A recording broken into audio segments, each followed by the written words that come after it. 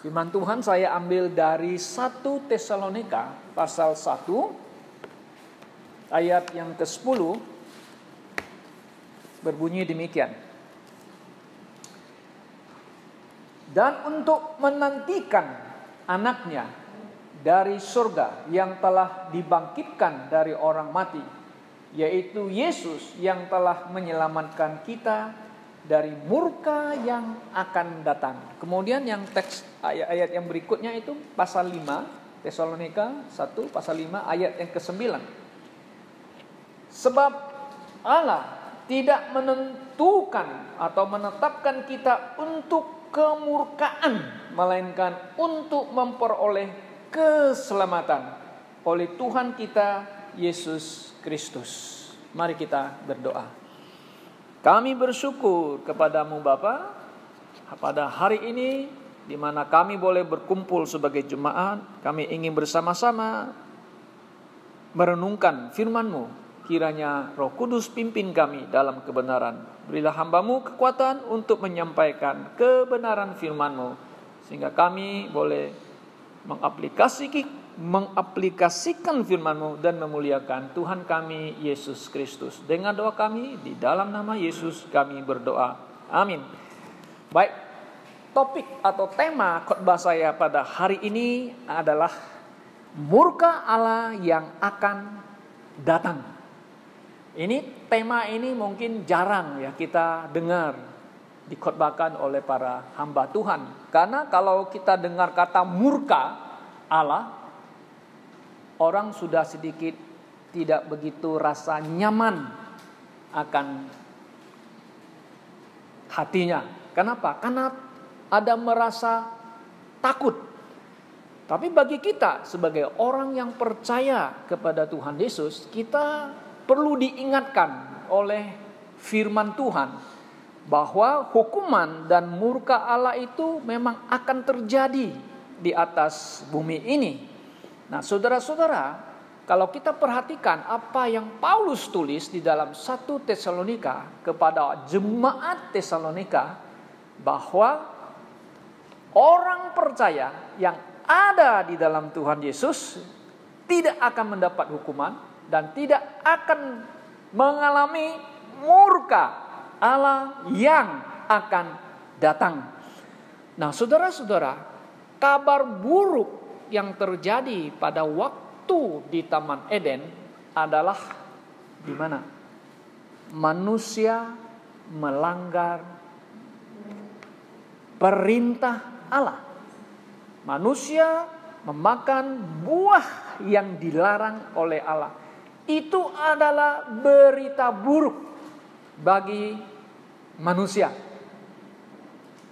Dan berita buruk bagi kita anak cucunya Adam dan Hawa, bahwa manusia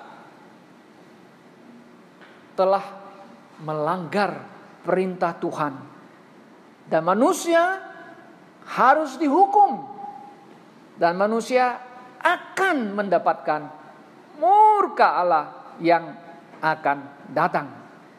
Nah, saudara-saudara yang saya kasih dalam Tuhan Yesus, karena ada berita yang buruk dan kemudian Tuhan Allah begitu mengasihi manusia, kan? Peduli dengan manusia yang sudah jatuh ke dalam dosa, maka Tuhan memberikan jalan kelepasan, jalan keluar supaya manusia tidak dihukum dan mendapatkan murka Allah. Nah, ini adalah satu kabar baik kepada manusia, bahwa manusia diberikan jalan keluar. Melalui siapa? Tentu janji Tuhan Allah kepada manusia, Dia akan mengirim Sang Juru Selamat untuk melepaskan manusia dari hukuman maut. Tentu juga hukuman murka Allah yang akan datang. Nah, saudara-saudara yang saya kasih dalam Tuhan Yesus, nah, karena akibat dosa manusia, maka manusia di atas bumi ini kecenderungan hatinya selalu membuahkan kejahatan semata-mata. Maka Allah melihat manusia yang diciptakannya setiap hari kecenderungan hatinya mau membuat yang jahat. Manusia bertambah dan kejahatan juga bertambah di atas bumi ini. Kalau saudara membaca di Kejadian pasal 6, wah, Allah melihat apa yang dibuat manusia itu bertambah jahat. Allah itu istilahnya di situ ya, Allah menyesal. Ada kata menyesal, repented bahasa Inggrisnya. Kenapa? Karena kejahatan manusia. Allah telah membuat manusia menurut peta dan rupa Allah. Sudah rusak. Mereka sudah bejat, saudara-saudara ya. Karena akibat dosa itu, maka manusia harus mendapatkan hukuman daripada Allah.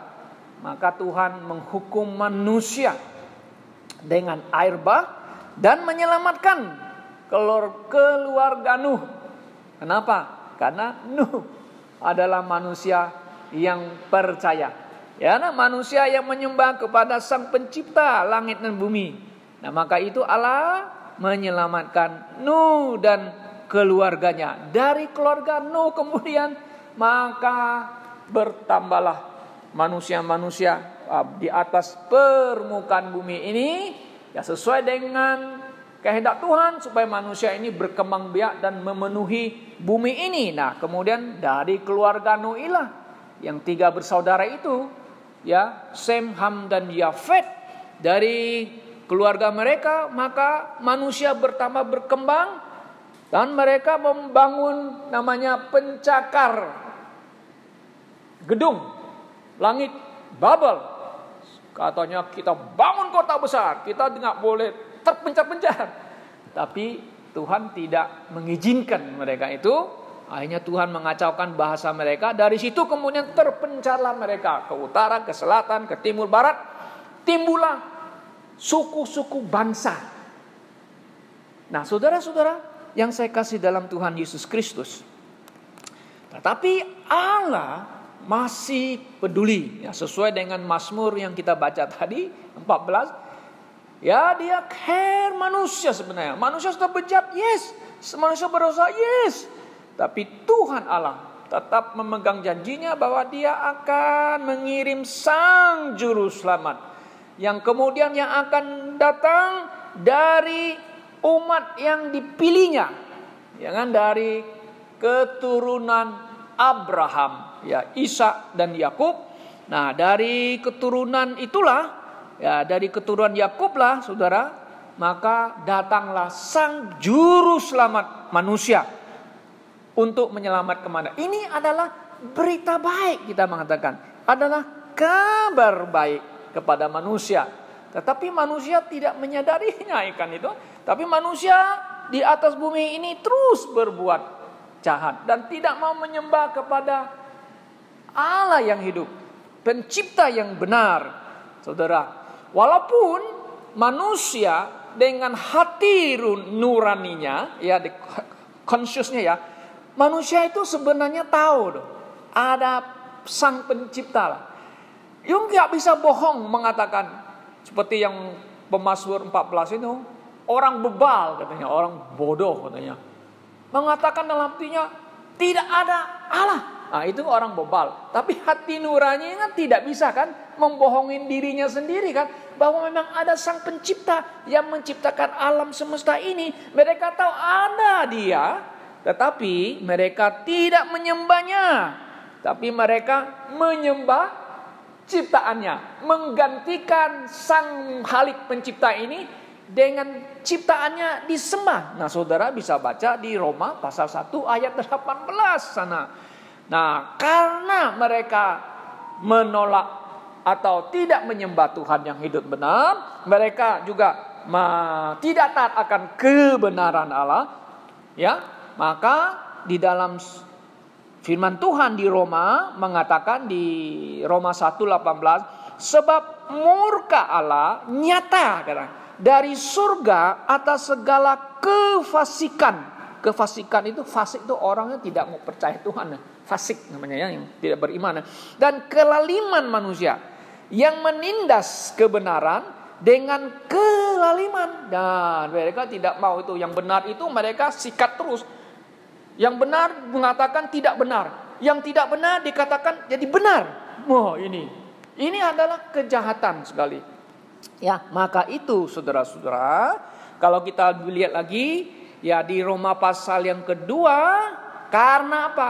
Karena kekerasan hati mereka yang tidak mau bertobat, ya, maka mereka itu menimbun murka atas diri mereka sendiri.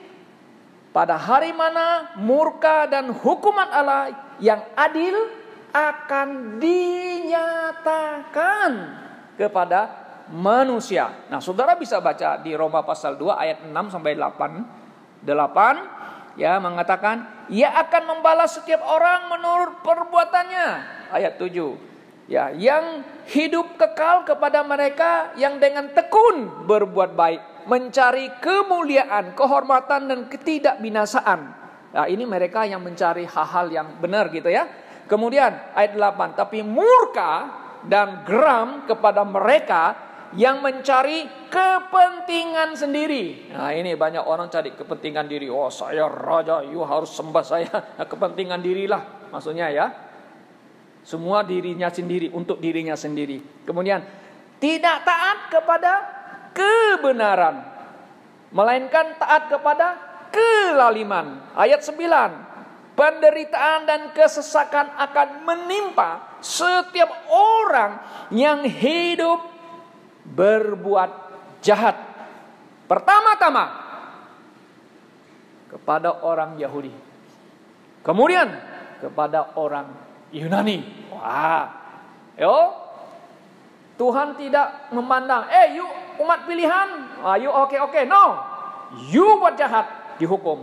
Kepada orang Yunani yang pintar, mencari hikmat, membuat baik, no, you buat salah, juga akan dihukum. Nah, ini serius. Ini Tuhan Allah tidak main-main. Memang Allah telah menyatakan kasih-Nya besar. Di sisi lain kita ingat Allah itu kudus.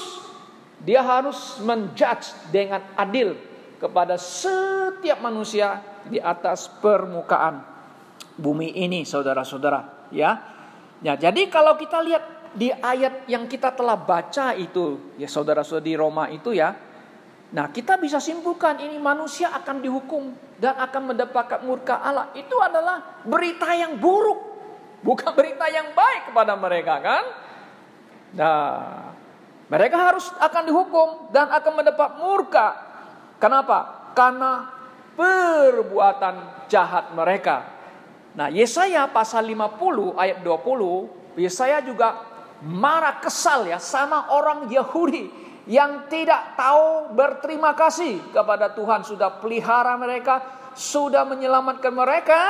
Nah, mereka berontak, mereka meninggalkan Tuhan, mereka tidak setia, lalu buat kejahatan. Nah, Yesaya 52 ini mengatakan, ya, celakalah mereka yang mengatakan kebaikan itu jahat, jahat itu baik, saudara-saudara. Wah, ini ayat ini bisa diaplikasikan kepada orang-orang di zaman sekarang, katanya yang pinter, yang seperti filsuf, orang cerdas. Tetapi mereka mengatakan kata-kata yang kasar, atau dengan istilahnya kata-kata penghinaan, kata-kata yang tidak membangun manusia secara moral. Dibilang mengatakan Bapak Presiden, ya kan? Ada yang kasus di viral kan, saudara lihat, ada seorang katanya pintar, katanya, ya ini bukan kritik sebenarnya, ini kan namanya mencela orang ya, menghina pribadi seorang presiden yang dihormati loh, saudara. Bahwa mengatakan apa? Dia mengatakan di sini ya, kita nggak apa-apa sebut katakan bajingan tolol. Wah, mengatakan kalimat ini orang pintar katanya, mengeluarkan kata-kata dari mulutnya, kata yang sarkasisme, itu ya, sarkasisme ya, itu ya, kata-kata kasar. Boleh nggak mengatakan kata-kata yang kasar gitu loh. Nah lalu orang ada semua, perkataan yang bagus, oke. Nah ini ibaratnya mengatakan yang nggak benar itu, nggak tidak baik itu jadi baik. Mengatakan itu katanya itu bagus katanya. Yang jahat itu dibilang bagus, itu celaka. Sesuai dengan Yesaya 5 ayat 20 loh. Jangan main saudara-saudara ya. Bagi kita ini bukan hal yang baik, buruk.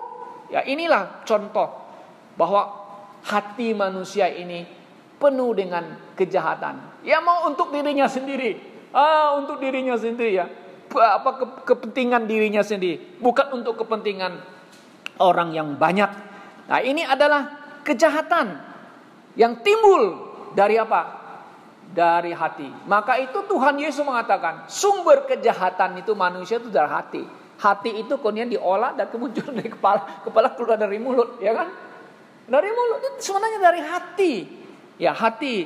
Maka orang-orang yang tidak mengenal Tuhan, karena orang-orang yang tidak percaya kepada Tuhan, hatinya selalu busuk. Walaupun ada orang yang punya moral yang baik, ada filsuf-filsuf kan?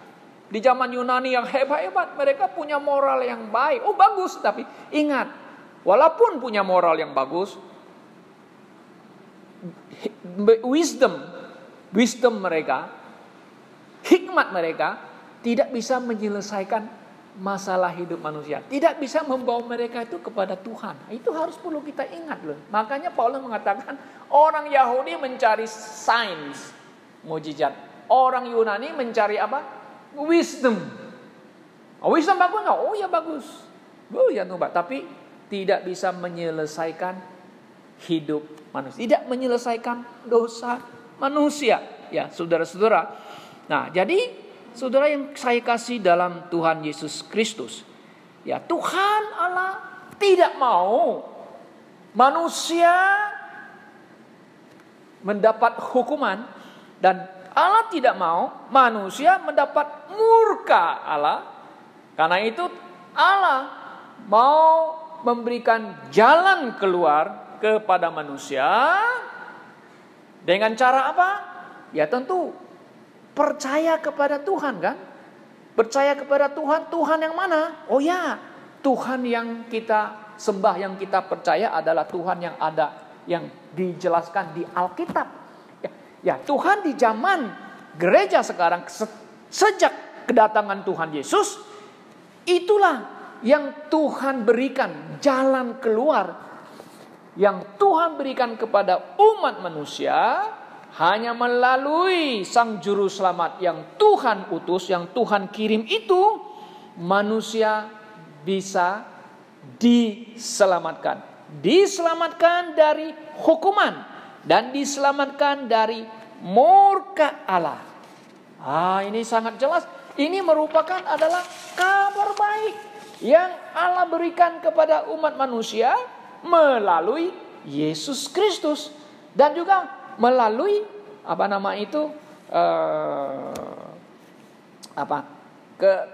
melalui Yesus Kristus yang datang itu, yang Allah menunjukkan bahwa Dia mengasihi manusia ini, manusia yang berdosa. Jadi Tuhan itu mau supaya manusia itu tidak dihukum, karena manusia itu tidak mendapatkan murka Allah kepada orang Yahudi juga dan juga kepada yang lain. Mengapa saudara-saudara? Karena sejak kedatangan Tuhan Yesus ke dalam dunia ini, ya, itulah salah satu, atau bukan salah satu, itulah satu-satunya jalan keselamatan bagi umat manusia yang bisa menghindari hukuman dan murka Allah. Tetapi umat Yahudi, orang Yahudi tidak mengerti, tidak memahami hal ini. Lalu mereka apa? Mereka membunuh Sang Juru Selamat itu, Yesus Kristus itu, membunuh Dia, ya. Walaupun mereka membunuh Dia, Yesus tetap adalah Sang Juru Selamat. Memang Dia harus mati. Ingat ya, Yesus harus mati untuk menebus dosa manusia. Tapi orang Yahudi tidak percaya dia karena mereka menganggap Yesus bukan putra Allah. Mereka hanya percaya Yesus itu adalah anaknya Yusuf. Mereka menolak dia. Nah, inilah saudara-saudara kabar buruk. Karena orang Yahudi menolak Yesus Kristus.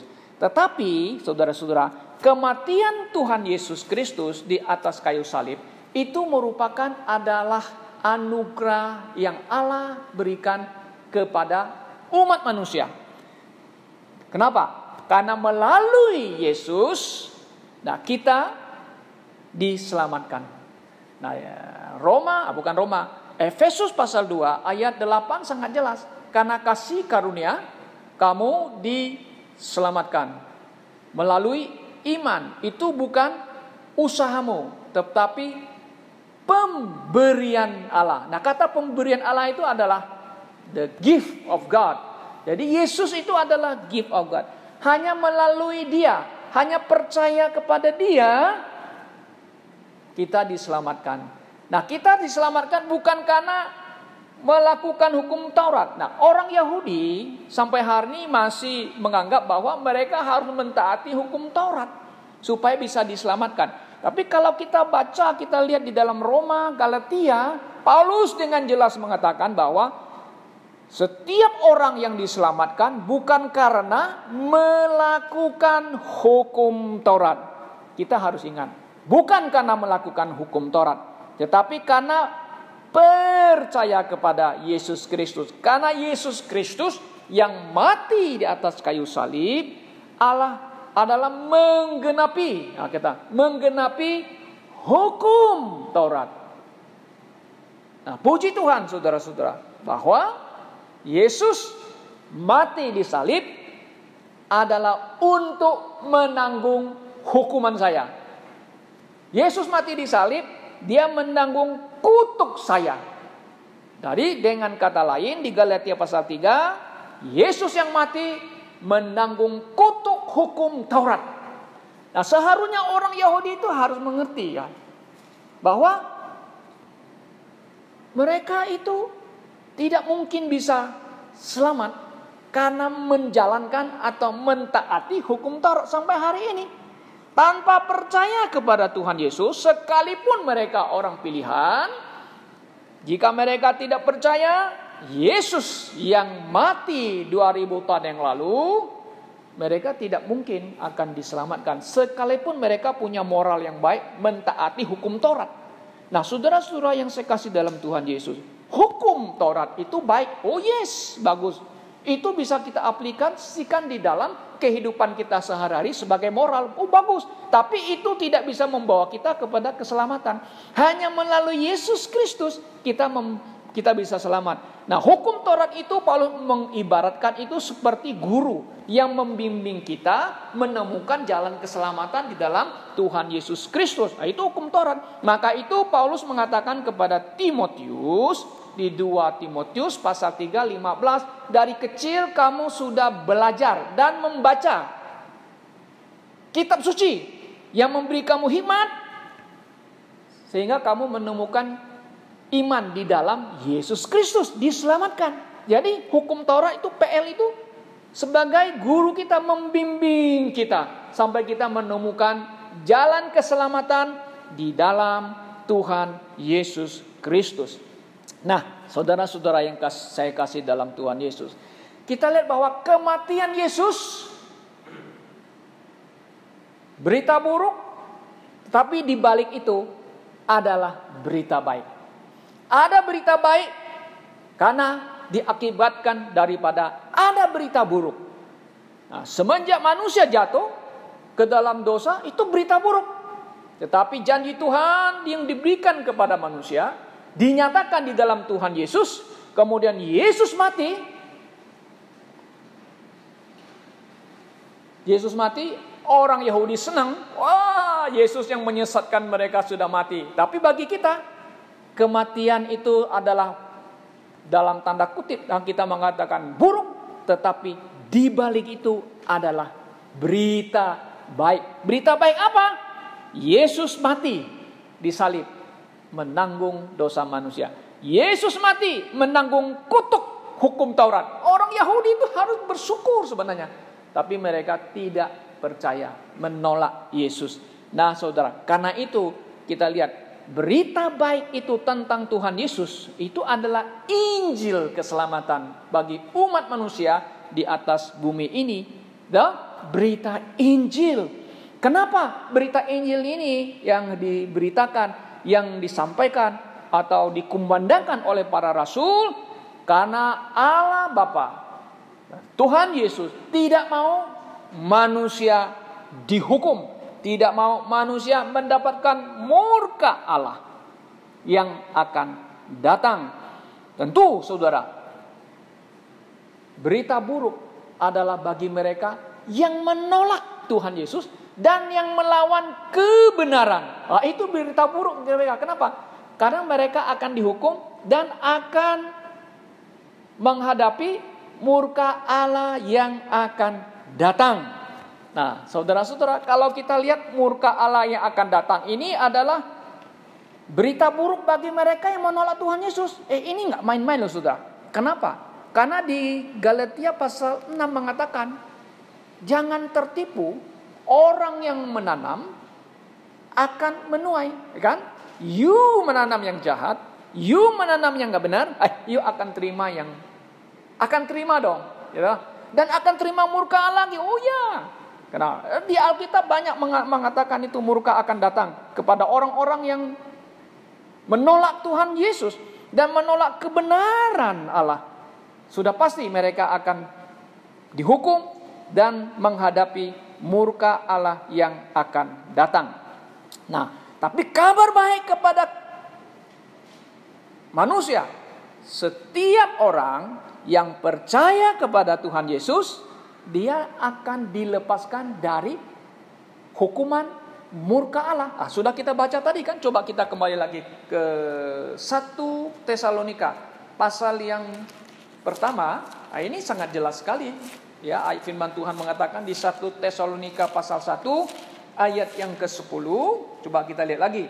Dan untuk menanti anaknya dari surga yang telah dibangkitkan dari orang mati.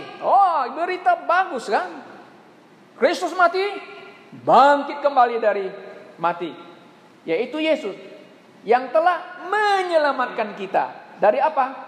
Murka yang akan datang. Nah, saudara-saudara yang saya kasih dalam Tuhan Yesus, saudara perhatikan keadaan dunia ini ya.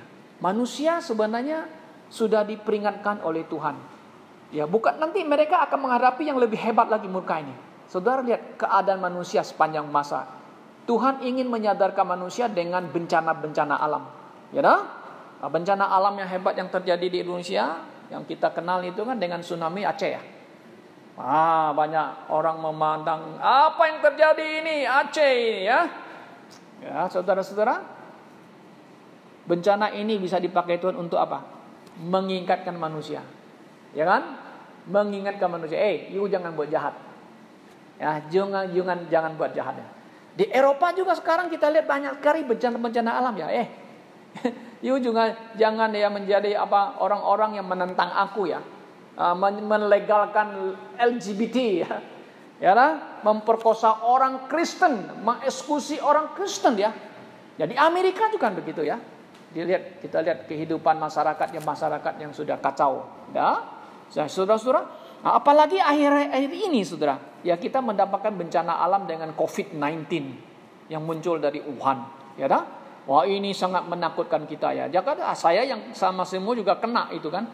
Ini semua mengingatkan manusia supaya manusia, you jangan buat jahat. Harusnya kembali harus bertobat kepada Tuhan yang hidup dan benar. Melalui siapa?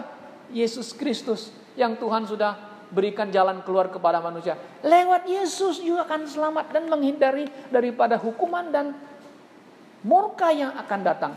Sekarang di India, di sebelah utaranya itu ya, ada bencana yang hebat yang tidak pernah mereka alami itu. Rumah-rumah yang di atas bukit-bukit yang nggak pernah, nggak mungkin bisa banjir, nggak mungkin bisa, longsor dan banjir besar di India. Di Tiongkok, di Beijing, mereka tidak duga bisa banjir yang sehebat luar biasa. 104 tahun. Ini Beijing di kota pinggirannya. Banjir yang luar biasa. Saudara bisa lihat itu. Nah, Tuhan bisa pakai semua bencana-bencana alam. Ya, untuk apa? Untuk memperingati manusia. You jangan menentang aku. You jangan melawan aku. Ya dah? Nah, saudara-saudara yang saya kasih dalam Tuhan Yesus. Apalagi nanti hukumannya lebih berat lagi. Sekarang diperingati. Ya memang sekarang manusia diperingati supaya bertobat. Allah itu tidak mau manusia satupun ya binasa kan? Saudara baca di 2 Petrus. Dia panjang sabar. Dia maha mengasihi manusia. Dia memberi kesempatan supaya manusia itu datang bertobat kepada Tuhan. Nah, kalau saudara kita lihat di dalam Alkitab, murka-murka Tuhan itu akan datang kepada manusia di atas bumi ini yang tidak mau bertobat. Yes, Tuhan sudah siapin semua itu. You nggak mau tobat, you akan binasa. Oh ya. Nah, saudara bisa lihat di dalam Wahyu 6:16. Ya, istilahnya di sini Yohanes mengatakan murka anak domba. You menolak Yesus. Yesus domba Allah yang mati itu. Orang Yahudi, wah, you akan mendapat murka Allah di dalam tribulasi. Nah, saudara bisa baca di Matius 24, itu tribulasi itu mengerikan, saudara-saudara ya. Ada gempa, ada macam-macam, ada perang, ada sampar, macam-macam lain. Apalagi di dalam masa tribulasi 7 tahun itu antikris datang. Orang Yahudi itu akan menderita luar biasa. Dan juga orang yang melawan atau membenci Yahudi dan menentang Injil dan menolak Yesus akan mendapat murka anak domba. Coba kita lihat, betul nggak? Di Wahyu 6:16. Ya, coba lihat. Di Wahyu 6:16. Nah, Yohanes memakai istilah murka anak domba itu. Coba kita lihat. 16. Dan berkata kepada gunung-gunung, ya kan? Dan batu-batu karang itu runtuhlah atas kami dan sembunyilah kami dari wajah dia. Wajah dia siapa? Yesus yang duduk di atas tahta dan dari murka anak domba. Oh, Yesus, saudara-saudara, anak domba. Mereka sudah menderita, nggak mau bertobat-tobat, bahkan mau cari mati pun nggak ada kematian. Akhirnya bilang, supaya gunung itu timpa mereka ya. Nggak mati-mati, menderita. Nah, ini bukan hal-hal yang hal-hal yang sepele ya, saudara. Ini hal serius. Ini firman Tuhan yang mengatakan demikian. Apalagi nanti kalau kita lihat di dalam pasal Wahyu pasal 6, pasal 8, pasal 9 ada namanya meterai-meterai yang akan dibukakan. Satu-satu ada kuda merah, kuda hitam, kuda putih, dan ada kuda yang kuning pucat. Itu menggambarkan apa? Kematian, kesengsaraan yang akan menimpa manusia di atas muka bumi ini. Kabar yang baik adalah bahwa jika saudara dan saya percaya kepada Tuhan Yesus, saudara dan saya tidak akan mengalami hukuman itu dan murka Allah. Nah, sebelum manusia akan dihukum, saudara, mendapat hukuman dan murka Allah ini, banyak juga, saudara ya. Kita lihat itu kesaksian-kesaksian atau peristiwa-peristiwa yang sangat mengerikan orang-orang yang mengolok-olok Tuhan. Nah, di akhir zaman ini juga banyak orang yang tertawa olok-olok Tuhan ya. Nah, saya lihat di dalam berita ini ya, ada menurut berita FIFA, ada 7 orang meninggal tragis setelah menghina Tuhan, mengolok-olok Tuhan gitu loh. Ya, ini orang penyanyi, selebritis, orang-orang terkenal, kaya raya. Nah, di Amerika ada namanya Marilyn Monroe. Wah, dia sangat cewek yang sangat tersohor, sangat terkenal. Tapi hidupnya susah dalam apa? Saudara-saudara nggak bisa tidur lah, makan obat-obat lah. Ya terkenal saat itu kan. Nggak percaya Tuhan, nolak Tuhan. Akhirnya apa? Dia mati muda. Nah itu. Kemudian ada lagi Thomas Andrew, pembuat kapal Titanic pada zamannya itu. Wah, pada zamannya bisa buat Titanic, kapal raksasa itu, penumpang raksasa itu ya.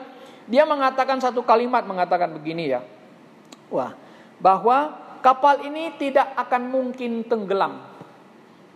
Dan Tuhan pun tak sanggup menenggelamkan kapal Titanic ini. Nah, bayangkan saudara, hebat. Hebat manusia pintar ya. Tidak mungkin tenggelam ya. Bahkan Tuhan pun katanya tidak bisa menenggelamkan Titanic. Tahu-taunya Titanic masuk ke daerah sana Siberia atau situ mau ke Alaska itu ya.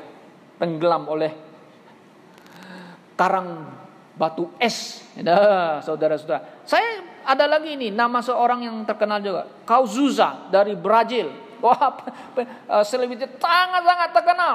Dia menghisap cerutu sambil main musik dan berkata, "Ini cerutu untukmu, Tuhan." Nah, dia ngomong gitu. Mati dengan tragis. Wah, kasihan. John Lennon. Nah, siapa nggak kenal John? Saya juga masih kecil kan. John Lennon. Wah, Beatles sangat terkenal ya. Zaman Pak Kimi masih kecil-kecil, sangat terkenal dari London tuh. Wah, mereka seluruh dunia tuh gempar dunia ini dengan Beatles. John Lennon kenapa? Dia mengatakan kalimat yang begini katanya.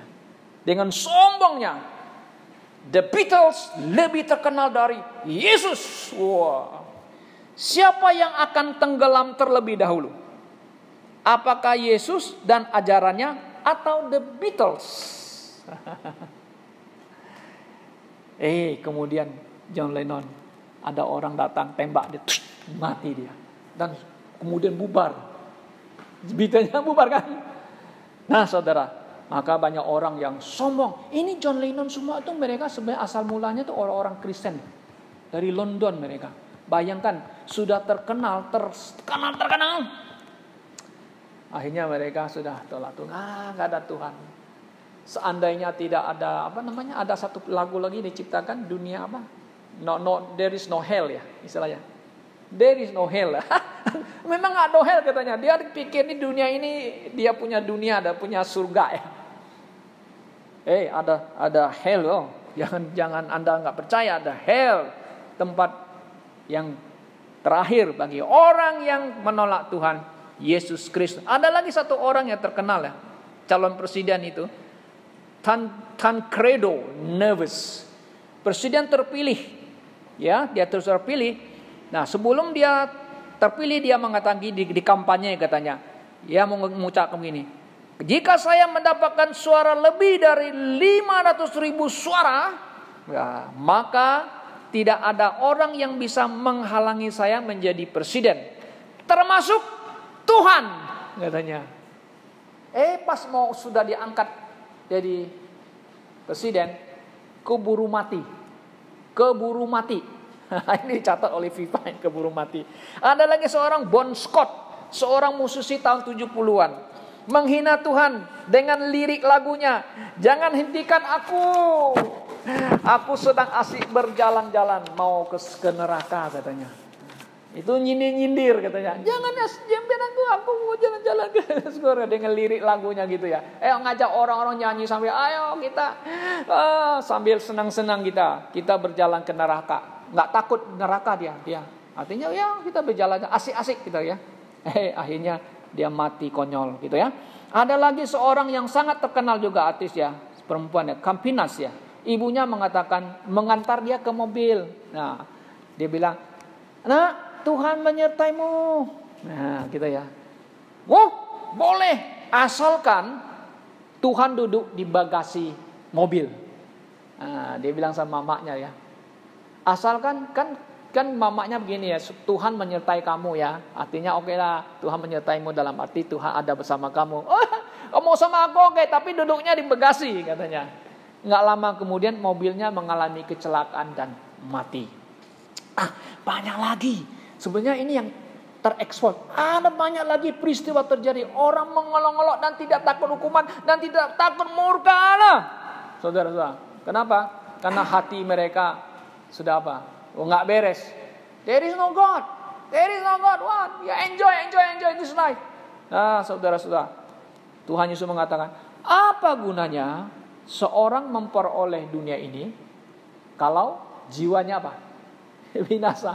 Misalkan ada lagi yang satu terkenal tuh mantan katanya pendeta ya. Ya, boleh kita sebut namanya apa? Si Agustan ya. Dia ngolong-ngolok ya. Dia pakai Alkitab itu, aduh taruhnya di pantat. Coba lihat, bisa nggak? Atau apa akan terjadi? Tuhan akan hukum saya nggak? Namanya. Nggak lama kemudian jatuh sakit ya. Sudah jatuh sakit, apalagi? Mati kan? Sudah mati. Nah jadi begini saudara, banyak orang itu anggap enteng ya. Hal-hal yang menyangkut dengan Alkitab, kekristenan, dengan nama Tuhan Yesus.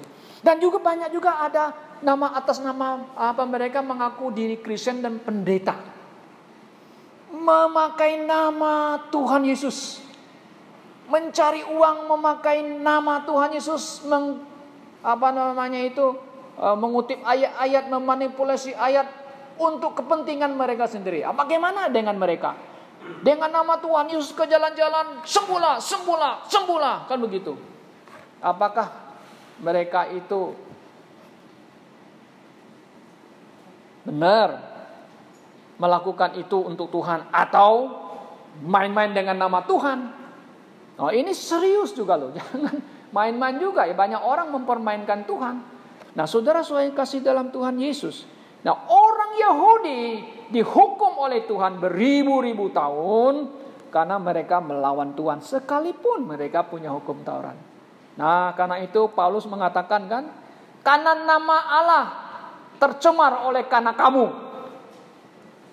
Oleh karena kamu itu nama Allah tercemar.